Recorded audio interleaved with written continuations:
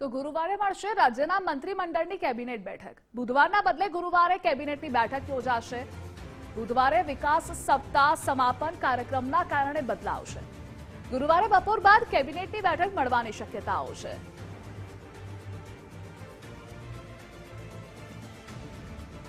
સંવાદદાતા નિકુંજ જોડાયેલા છે। નિકુંજ, કેબિનેટ બેઠકમાં બદલાવ શું?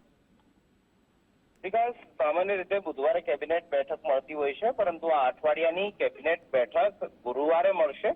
બુધવારે વિકાસ સપ્તાહના સમાપન કાર્યક્રમ છે અને તેને લઈને આ કેબિનેટ બેઠકના સમયની અંદર ફેરફાર કરવામાં આવ્યો છે।